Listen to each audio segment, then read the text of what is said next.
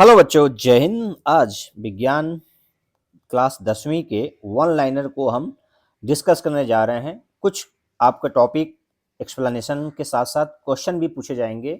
ये बोर्ड के नज़रिए से और कंपटीशन के नज़रिए से इम्पॉर्टेंट होगा। यदि थोड़ा सा फोकस करके आप इसको समझ लें और सीख लें तो चलिए स्टार्ट करते हैं। तो आज का अपना पहला चैप्टर होगा रासायनिक अभिक्रियाएं एवं समीकरण। तो आप कितने तैयार हैं बोर्ड के लिए या कंपटीशन के लिए, आज पता चलता है, चलेगा। कुछ सवाल भी आएंगे इसमें बीच बीच में, उसको आप कमेंट बॉक्स में लिख सकते हैं। तो चलिए, पहला चैप्टर का नाम भली भांति जान लीजिए, रासायनिक अभिक्रियाएं एवं समीकरण। तो अभिक्रियाएं कितने प्रकार की होती है इस चैप्टर में पढ़ना मेन उद्देश्य रहेगा। और उसको समीकरण है तो बैलेंस कैसे करेंगे, बैलेंस करने के क्या तरीके होते हैं आप अच्छे से जानते हैं, तो आप इसको समझेंगे एक एक करके। तो चलिए, पहला टॉपिक आपके सामने, रासायनिक अभिक्रिया संपन्न होने की पहचान क्या है। तो क्या क्या है पहचान करने की? अवस्था में परिवर्तन, रंग में परिवर्तन, गैस का निकलना, तापमान में परिवर्तन। ये चार मुख्य पहचान है किसके लिए, अभिक्रिया संपन्न हुई या नहीं। अच्छा, कुछ कुछ अभिक्रिया में अवक्षेप भी बनता है। तो पांचवा पहचान क्या है? अवक्षेप का बनना, अवक्षेप का बनना। तो ये पांचवा पहचान हो सकता है। तो ये पांच अभिक्रियाएं, पांच पहचान या पांच परिवर्तन है जो किसी रासायनिक अभिक्रिया होने की बात करता है, यानी उसके पहचान करने की बात करता है। चलिए अगला पॉइंट, यदि आप लैब में गए हों और अपने टीचर की सहायता से इस प्रैक्टिकल को किए होंगे तो आप अनुभव जरूर कर सकते हैं। तो क्या अनुभव किए होंगे?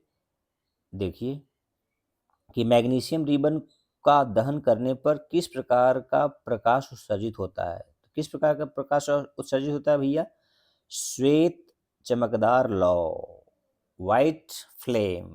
ठीक है, यदि नहीं किए होंगे तो अपने टीचर से कहिए, लैब में दिखाएं या क्लास में ही आप एक्टिविटी करके अनुभव कर सकते हैं। अगला पॉइंट बहुत ही सरल है, रासायनिक अभिक्रिया में भाग लेने वाले पदार्थ क्या कहलाते हैं? तो क्या कहलाते हैं? अभिकारक कहलाते हैं। क्या अभिकारक के लिए इंग्लिश वर्ड क्या है भाई? रिएक्टेंट। क्या है? रिएक्टेंट। चलिए, अब रासायनिक अभिक्रिया में बनने वाले पदार्थ को क्या कहते हैं? तो उत्पाद कहते हैं। उत्पाद को केमिस्ट्री की भाषा या इंग्लिश में क्या कहते हैं? प्रोडक्ट। क्या कहते हैं? प्रोडक्ट। ओके, तो चलिए आगे बढ़ते हैं। रासायनिक अभिक्रिया में भाग लेने व बनने वाले पदार्थ के संकेतों के रूप में लिखने को क्या कहते हैं? रासायनिक अभिक्रिया को जब किसी सूत्र या सिंबल द्वारा लिखते हैं तो उसको क्या कहते हैं? रासायनिक समीकरण, केमिकल इक्वेशन। क्या कहते हैं? Chemical equation. तो इसी चैप्टर का तो नाम आप पढ़ चुके हैं ना, रासायनिक अभिक्रिया एवं समीकरण। अगला पॉइंट है, मैग्नीशियम के दहन का रासायनिक समीकरण लिखिए। तो आपने अभी ऊपर देखा कि मैग्नीशियम के जलने से क्या होता है? श्वेत लौह उत्पन्न होता है। और बनता क्या है? मैग्नीशियम ऑक्साइड बनता है। तो मैग्नीशियम के साथ क्या जुड़ जाता है? ऑक्सीजन जुड़ जाता है। बैलेंस है कि नहीं है इसको चेक कर लीजिए। देखिए मैग्नीशियम दो है इधर, मैग्नीशियम इधर दो है, ऑक्सीजन इधर दो है, इधर भी दो है, तो यानी ये संतुलित समीकरण है। अगला पॉइंट क्या है? निम्नलिखित अभिक्रिया में अभिकारक व उत्पाद की पहचान कर उनके नाम लिखिए। तो अभिकारक इधर कौन है भाई? मैग्नीशियम है और ऑक्सीजन है। उत्पाद क्या है? MgO, magnesium oxide. ठीक है, तो ये तीर के दाहिने साइड वाला उत्पाद है, बाएं साइड वाला विकारक है। तो आप तो इसको जानते हैं, नहीं जानते हो तो आप सीख जाइए। अगला, रासायनिक समीकरण में अभिकारकों को तीर के किस तरफ लिखा जाता है? बहुत ही आसान सवाल, बाईं तरफ लिखा जाता है। इंग्लिश में शॉर्टकट क्या लिख देते हैं? L for left, H for hand, S for side. ठीक है ना, लेफ्ट हैंड साइड। तो ये हो गया LHS का पूरा नाम भी। और बाएं साइड क्या होता है? तीर इधर है तो इधर वाला LHS है और इधर वाला RHS है। क्या है? RHS। ठीक है, ओके। रासायनिक समीकरण में उत्पाद को तीर के किस तरफ लिखा जाता है? दाहिने साइड। अगला पॉइंट है, रासायनिक अभिक्रिया के पहले एवं उसके पश्चात प्रत्येक तत्व के परमाणुओं की संख्या क्या होती है? समान होती है। जब समान नहीं होती तो असंतुलित होती है, समान होती है यानी बराबर होती है तो उसको क्या बोलते हैं? संतुलित समीकरण कहते हैं। क्या कहते हैं? संतुलित या बैलेंस इक्वेशन कहते हैं। क्लियर है? अगला पॉइंट, निम्नलिखित शब्द समीकरण के लिए संतुलित रासायनिक समीकरण लिखिए। देखिए कह रहा है शब्द समीकरण। कौन सा शब्द बोल रहा है भाई? शब्द समीकरण। कैसा शब्द? तो जब अभिक्रिया को शब्दों के द्वारा व्यक्त करते हैं तो उसको शब्द समीकरण कहते हैं। जैसे जिंक सल्फ्यूरिक एसिड के साथ रिएक्शन करता है तो जिंक सल्फेट बनाता है और हाइड्रोजन गैस मुक्त करता है। इसी को सिंबल के द्वारा लिखेंगे तो जिंक को लिखते हैं Zn, सल्फ्यूरिक एसिड को लिखते हैं Zn H2SO4।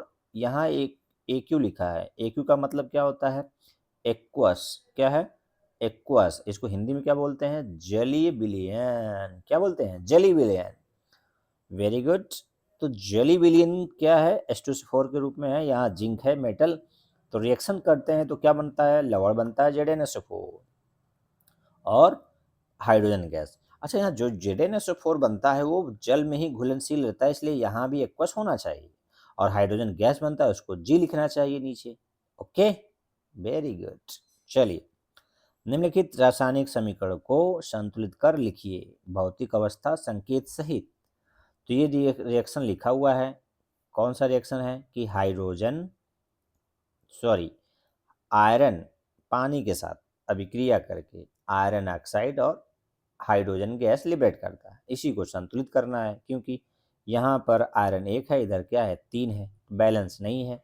बैलेंस करने के लिए आयरन को 3 से मल्टीप्लाई किया गया, वाटर को 4 से मल्टीप्लाई किया गया। मल्टीप्लाई मतलब गुणा किया गया है। ठीक है, क्यों? कि संतुलित समीकरण होने के लिए दोनों साइड परमाणुओं की संख्या क्या होनी चाहिए? समान होनी चाहिए। इसलिए आप देख रहे होंगे कि जब 3 से गुणा किया गया तो दोनों तरफ आयरन संतुलित हो गया, ऑक्सीजन संतुलित हो गया और हाइड्रोजन संतुलित हो गया। इस तरह से आप बैलेंस करते हैं। बैलेंस करना सीखे होंगे हीट एंड ट्रायल मेथड से। अगला पॉइंट क्या है? पॉइंट, वायु में जलने से पहले, हालांकि यहाँ पर क्या लिखना चाहिए? जलाने से पहले, जलने से पहले, जलाने से पहले मैग्नीशियम रिबन को साफ क्यों किया जाता है?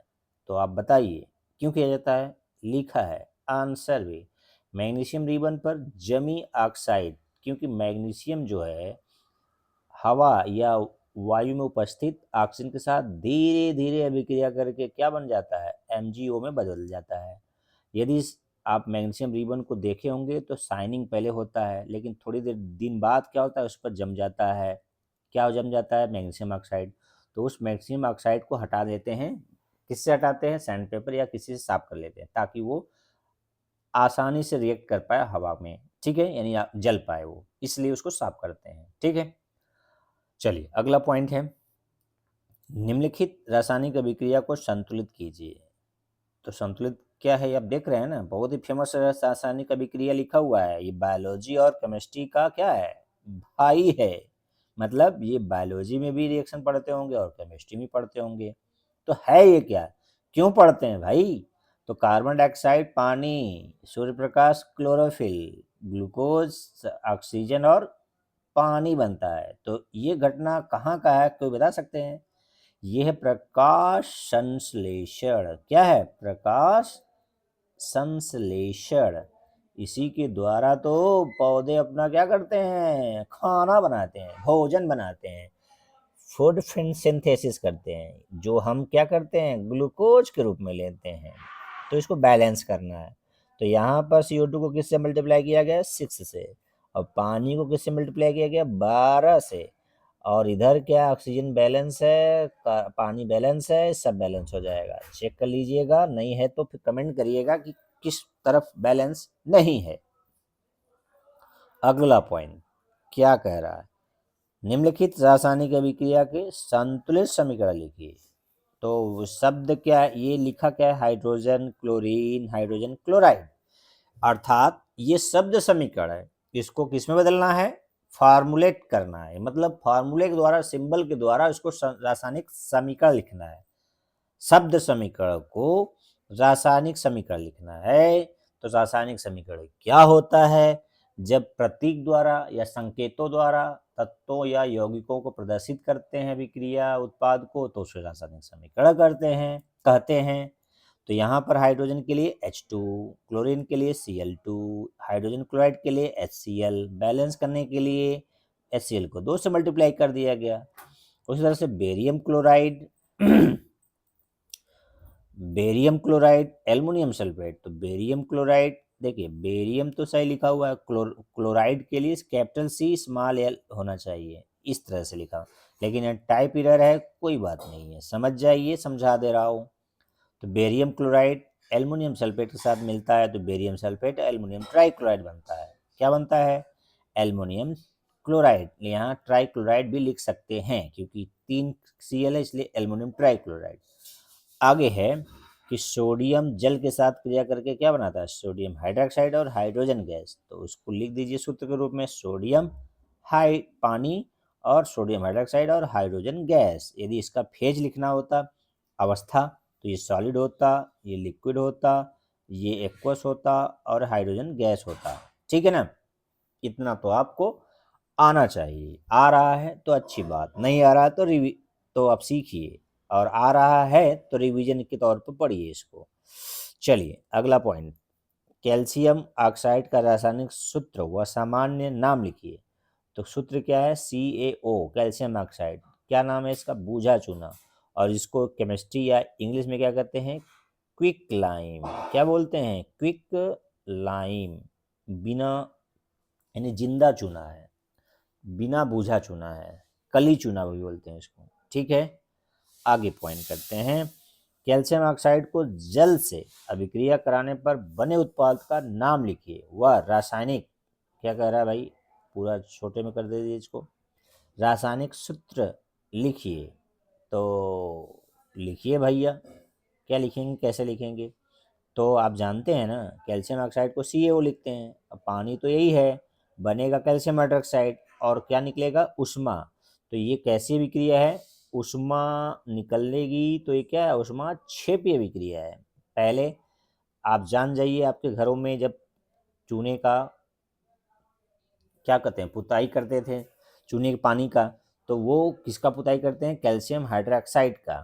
ठीक है ना? तो पहले चूना बाजार से लाया जाता है, पानी भिगो जाता है, गर्म हो जाता है, ठंडा होने तक छोड़ते हैं, फिर पुताई करते हैं। ठीक है, चलिए अगला पॉइंट क्या कर रहा है, इसी संबंधित क्वेश्चन है। जिस रासायनिक अभिक्रिया में ऊष्मा निकलती है या उत्सर्जन होता है उसे क्या कहते हैं? तो उसको कहते हैं ऊष्माक्षेपी। क्या कहते हैं? ऊष्माक्षेपी। क्षेप मतलब बाहर निकलना। अच्छा, केमिस्ट्री का टर्म क्या है? एक्सो, एक्सोथर्मिक। एक्सोथर्मिक क्या कहते हैं? एक्सोथर्मिक। एक्सो मतलब बाहर, थर्म मतलब ताप। ठीक है ना? तापमान जब बाहर निकलता है उसको बोलते हैं एक्सोथर्मिक। आगे, ऐसी अभिक्रिया जिसमें दो या दो से अधिक अभिकारक मिलकर एक उत्पाद का या एकल उत्पाद का निर्माण करते हैं, उससे अभिक्रिया को क्या कहते हैं? तो इसको बोलते हैं संयोजन अभिक्रिया या योगात्मक। कौन सा? योगात्मक। या केमिस्ट्री की भाषा बोलें तो क्या बोल सकते हैं भैया इसको?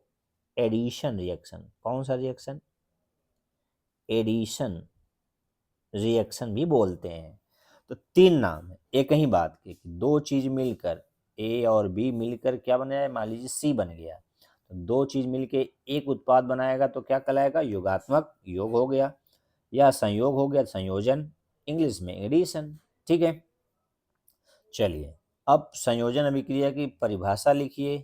तो आपने देखा कि जब दो या दो से अधिक अभिकारक मिलकर एकल उत्पाद बनाते हैं तो उसे संयोजन अभिक्रिया कहते हैं।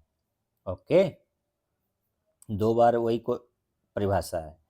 चलिए अब संयोजन अभिक्रिया के प्रकार यदि पढ़ना है, चैप्टर का मुख्य उद्देश्य यहाँ से स्टार्ट होता है।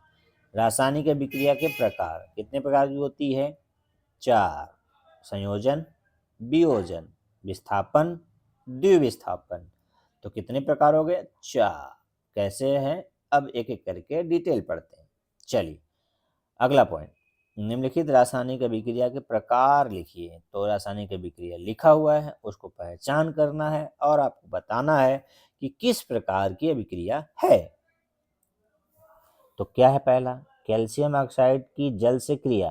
तो अभी आप ऊपर देखे हैं ना, तो कैल्शियम ऑक्साइड को पानी के साथ क्रिया कराएंगे तो क्या बना था, CaOH का होल ट्वाइस, ये बना था ना। फिर से OH ट्वाइस फिर से लिख दीजिए, नहीं समझ में आ रहा है तो OH का होल ट्वाइस। तो आप क्या देख रहे हैं, आप ये देख रहे हैं कि एक पदार्थ है कैल्शियम ऑक्साइड, दूसरा पदार्थ है पानी, दो पदार्थ मिलकर क्या बनाया, सिंगल या एकल उत्पाद। तो ऐसी अभिक्रिया को क्या नाम देंगे, संयोजन, एडिशन रिएक्शन। ठीक है। अगला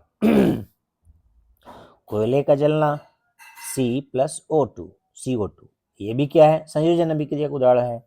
अगला हाइड्रोजन तथा ऑक्सीजन द्वारा जल का निर्माण। तो हाइड्रोजन ऑक्सीजन मिलकर एकल उत्पाद बना रहा है, तो इसे क्या बोलते हैं, संयोजन। ध्यान दीजिए, ये केवल संख्या मात्र है, ये बना रहा उत्पाद एक, संख्या उसकी 2 हो सकती है, 3 हो सकती है, 4 हो सकती है, 5 हो सकती है, लेकिन उत्पाद जो बन रहा है एक प्रकृति का ही न बन रहा है, पानी ही बनेगा ना, चाहे जितना पानी बने, उसकी मात्रा अलग अलग है। ठीक है ना, संख्या का मतलब, एकल उत्पाद का मतलब एक तरह का उत्पाद।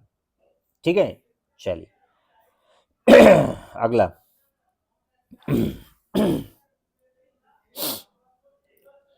प्राकृतिक गैस के दहन का रासायनिक समीकरण लिखिए तथा लिखिए क्या वह ऊष्माक्षेपी अभिक्रिया है।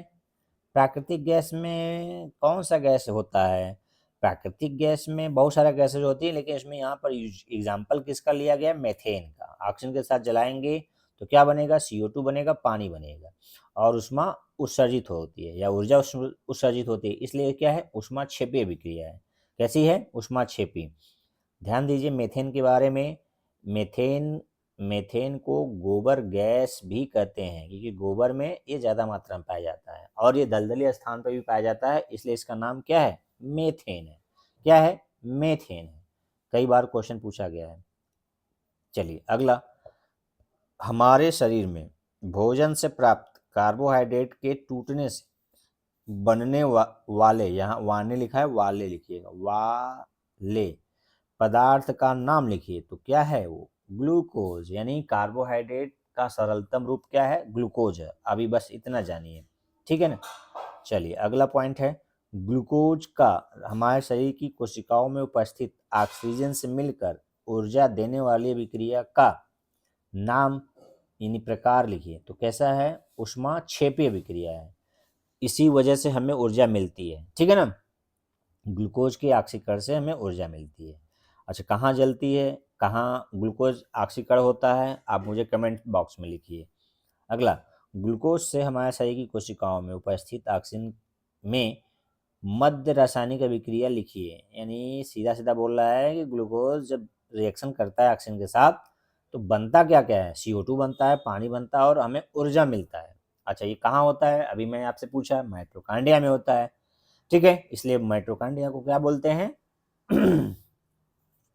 कोशिका का ऊर्जा घर बोलते हैं। चलिए अगला पॉइंट, साग सब्जियों का विघटित होकर कंपोस्ट बनने की प्रक्रिया किस प्रकार की अभिक्रिया है, ऊष्माक्षेपी।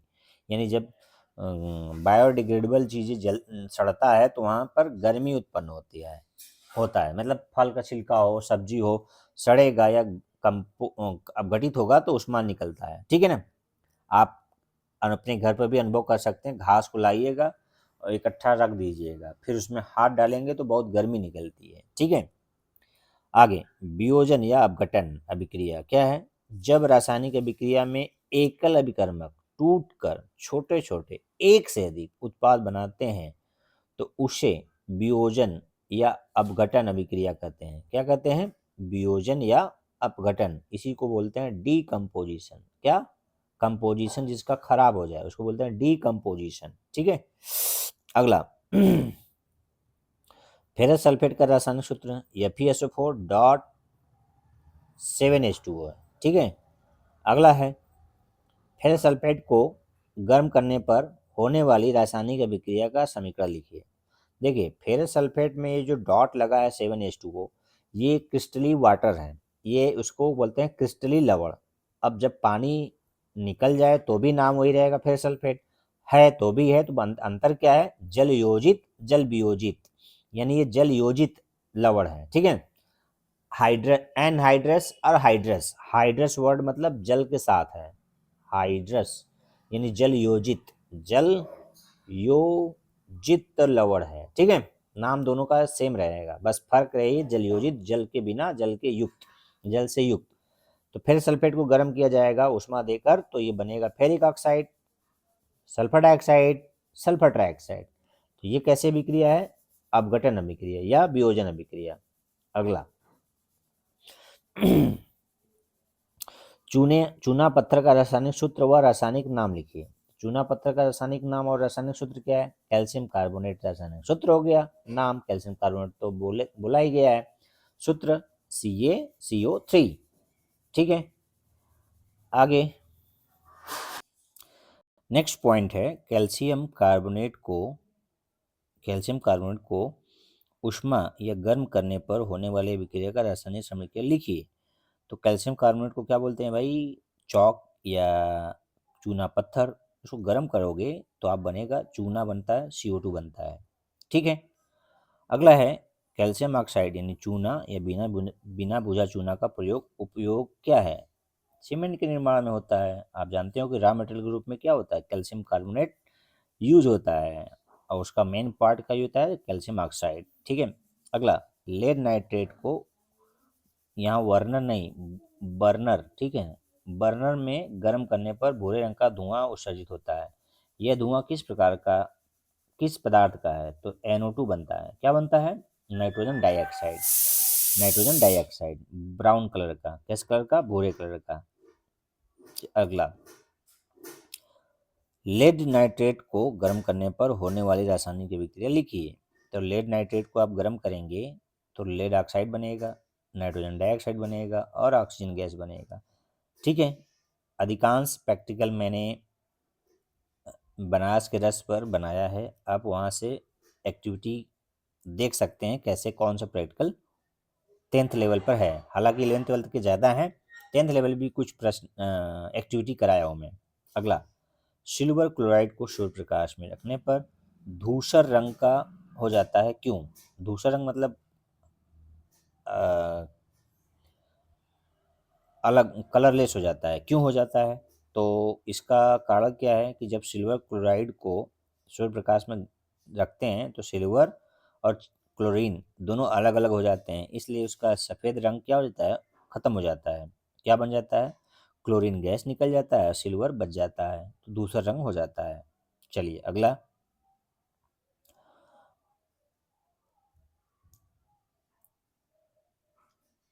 किस रासायनिक पदार्थ का उपयोग श्याम श्वेत फोटोग्राफी में किया जाता है। श्याम श्वेत थोड़ा ज़्यादा ही शुद्ध हो गया, तो आप यूज क्या करते हैं, ब्लैक एंड वाइट।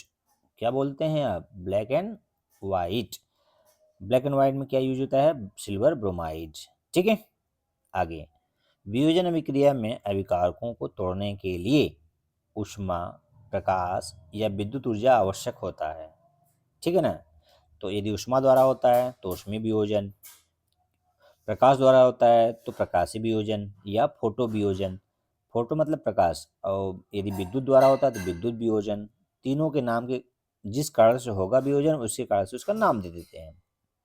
अगला है विस्थापन अभिक्रिया, वह अभिक्रिया जिसमें अधिक क्रियाशील तत्व कम क्रियाशील तत्व को उसके यौगिक से क्या कर देता है, विस्थापित कर देता है। उसका डिफिनीशन आप बहुत अच्छे से जानते हैं, वही डिफिनीशन को दोहराया जा रहा है यहाँ पर। जैसे लोहे की कील को कॉपर सल्फेट के विलयन में डालने पर कॉपर सल्फेट का नीला रंग कुछ समय बाद मलिन हो हो गया, क्यों, तो क्यों हो गया भैया, इतना तो आपको पता ही है, विस्थापन अभिक्रिया। और ये एक्टिविटी मैंने बनारस का रस पर हमने अपलोड किया है, उसको आप विजिट कर सकते हैं, देख सकते हैं। तो ये आयरन नेल को कॉपर सल्फेट के नीले विलयन में डुबाएंगे तो फिर सल्फेट का हल्का हरा रंग बन जाता है और कॉपर जाके आयरन नेल पर डिपॉजिट हो जाता है। ठीक है ना। चलिए अगला, आप इसको अपने टीचर के असिस्टेंट में कर भी सकते हैं, लैब में बहुत ही आसान एक्टिविटी है। अगला पॉइंट है, निम्नलिखित उदाहरण विस्थापन अभिक्रिया है। जिंक को कॉपर सल्फेट डुबाएंगे तो जिंक सल्फेट बनेगा, कॉपर अलग हो जाएगा। ठीक है। और लेड को कॉपर क्लोराइड के साथ करेंगे तो लेड क्लोराइड बनेगा और कॉपर अलग हो जाएगा। तो ये सब अधिक सक्रिय तत्व और कम सक्रिय को क्या कर दे रहा है, उसके स्थान से हटा दे रहा है। चलिए अगला है, कॉपर के यौगिकों में से लेड जिंक कॉपर को विस्थापित करते हैं, क्यों? क्योंकि लेड जिंक कॉपर से अधिक क्रियाशील है, यानी जितने भी क्रियाशील तत्व हैं नीचे वाले अपने कम क्रियाशील को हटा देता है। यही तो है कौन सा अभिक्रिया, विस्थापन अभिक्रिया।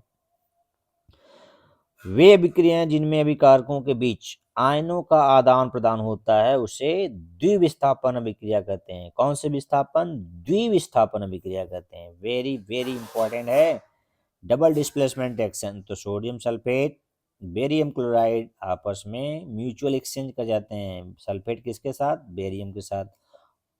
और सोडियम किसके साथ? क्लोरीन के साथ। तो क्या बन गया? बेरियम सल्फेट और सोडियम क्लोराइड। तो ये कैसा अभिक्रिया है? द्विविस्थापन, डबल डिस्प्लेसमेंट, आयनों का एक्सचेंज हो जाता है दो यौगिकों के बीच।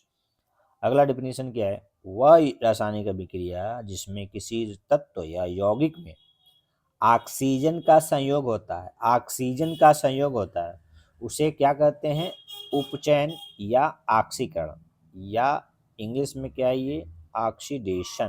क्या कहते हैं? ऑक्सीडेशन। ऑक्सीजन का जुड़ना ऑक्सीडेशन, ऑक्सीजन का निकलना रिडक्शन या अपचयन। तो अभी सिर्फ पहला लाइन पढ़िए, जिसमें ऑक्सीजन का संयोग होता है तो क्या कहते हैं? उपचयन या ऑक्सीकरण।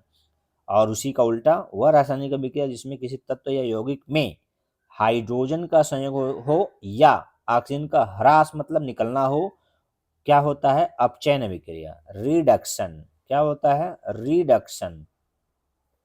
क्या होता है? हाइड्रोजन का संयोग या ऑक्सीजन का निकलना, क्या कहलाता है? रिडक्शन।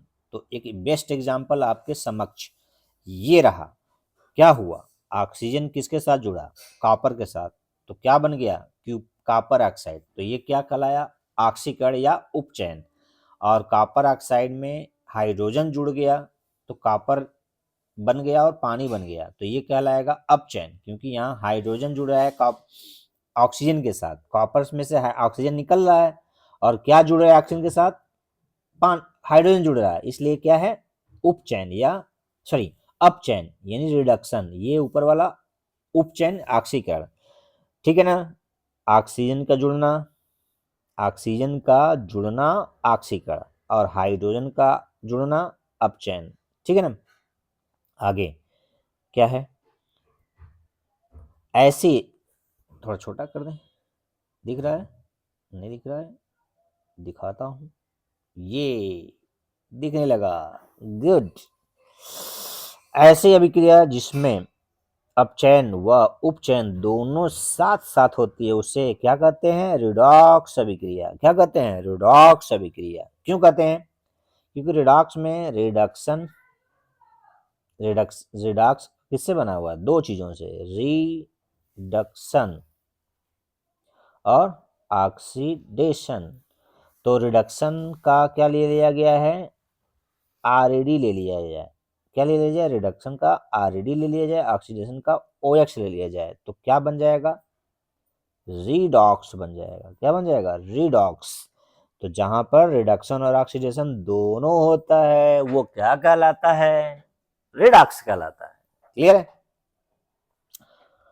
तो अगला एग्जाम्पल कुछ ऐसा ही है, देखने को मिलेगा आपको। तो कॉपर ऑक्साइड हाइड्रोजन के साथ जब क्रिया किया तो कॉपर बना और पानी बना। तो यहाँ पर क्या हुआ भैया? कॉपर ऑक्साइड का अपचयन हुआ और हाइड्रोजन का क्या हुआ? उपचयन हुआ। तो ये कैसे अभिक्रिया हुई? रिडॉक्स अभिक्रिया हुई। ठीक है ना। दोनों एक साथ साथ हो रहा है। उसी तरह से यहाँ पर जिंक ऑक्साइड को कार्बन के साथ गर्म करेंगे तो जिंक बनेगा, कार्बन मोनोऑक्साइड बनेगा। तो जिंक ऑक्साइड का क्या हुआ? उपचयन या ऑक्सीकरण हुआ। कार्बन का क्या हुआ? उपचयन हुआ। तो अपचयन और उपचयन मिलके क्या हुआ? रेडॉक्स हुआ। क्या हुआ? रेडॉक्स। क्या हुआ? रेडॉक्स अभिक्रिया। ध्यान से समझिए भाई, ऑक्सीजन का निकलना क्या हुआ? अपचयन। और कार्बन के साथ ऑक्सीजन जुड़ना उपचयन। तो दोनों घटना हो रही है एक ही अभिक्रिया में, तो ये कैसी है? रेडॉक्स अभिक्रिया है। कैसी है? रेडॉक्स अभिक्रिया है। नीचे वाला भी रेडॉक्स अभिक्रिया है और ये भी रेडॉक्स अभिक्रिया है, ठीक है ना? नहीं, मैग्नीशियम में केवल ऑक्सीजन जुड़ रहा है तो केवल यहाँ पर उपचयन है। अपचयन अभी हाई लेवल में जाएंगे, थोड़ा 11th लेवल में, तो यहाँ दोनों अभिक्रिया यहाँ भी है, लेकिन अभी आप सीधे ऑक्सीजन के टर्म में देख रहे हैं, इसलिए उपचयन कहिए तो ठीक रहेगा। चलिए 3 पॉइंट और है। लोहे पर जंग लगना किसका उदाहरण है? संक्षारण का। किसका है? रस्टिंग या संक्षारण का। लोहे पर जंग लगना। चांदी पे भी जंग लगता है जो काला पड़ जाता है समय के साथ, तो क्या बनता है? Ag2S, सिल्वर सल्फाइड बनता है। इसकी वजह से चांदी क्या होता है? काला पड़ जाता है। और तांबे की चमक मलिन पड़ना क्या है? संक्षारण। तो इसका हरा हरा हो जाता है। तांबा का संक्षारण होता है तो कैसा हो जाता है? हरा हरा। अगला, जब कोई धातु का आसपास से अम्ल, आर्द्रता आदि के संपर्क में आने पर सतह मलिन, काला या संक्षारित होने लगती है तो इस घटना को क्या कहते हैं? संक्षारण यानी कोरोजन। क्या बोलते हैं? कोरोजन। कोरोजन यानी संक्षारण कहते हैं, ठीक है। संक्षारण या जंग लगना, लोहे पर संक्षारण को जंग लगना कहते हैं, ठीक है। रस्टिंग या जंग लगना। अगला लास्ट हेडिंग, लास्ट पॉइंट, तेली खाद्य पदार्थों या सामग्री को लंबे समय तक रखने पर गंध व स्वाद बदल जाते हैं। इस घटना को क्या कहते हैं? विकृत गंधिता, रेंसिडिटी। क्या कहते हैं? विकृत गंधिता। यानी तेली पदार्थ, तेल युक्त खाद्य पदार्थ लंबे समय तक रखने पर उसका गंध और स्वाद बदल जाता है। इस घटना को क्या कहते हैं? विकृत गंधिता। क्या कहते हैं? विकृत गंधिता। तो ये summary point, summary one liner था पहले चैप्टर का। यदि वीडियो अच्छा लगेगा तो हम आगे कंटिन्यू करेंगे। यदि चाहते हैं तो मुझे कमेंट लिखिएगा कि आपको ये वीडियो कैसा लगा। यदि आप अगले चैप्टर का चाहते हैं ऐसी तरह वीडियो और डिटेल चाहते हैं, तो जैसा भी है आपका सुझाव आमंत्रित है। प्रैक्टिकल के लिए मैंने बनारस के रस पर बहुत सारे प्रैक्टिकल एक्टिविटी बताया हूँ, दिखाया हूँ। आपको मैं चैनल का नाम भी दिखा दे रहा हूँ, अभी मैं दिखाता हूँ। ये देखिए, मैंने अपने चैनल को दिखाता हूँ कि कैसे आप प्रैक्टिकल एक्टिविटी देख सकते हैं। तो मैं इसको कह रहा हूँ ऑफ और चलता हूँ यूट्यूब पर। यूट्यूब, और यूट्यूब पर जाएंगे तो सर्च करेंगे बनारस का रस। बनारस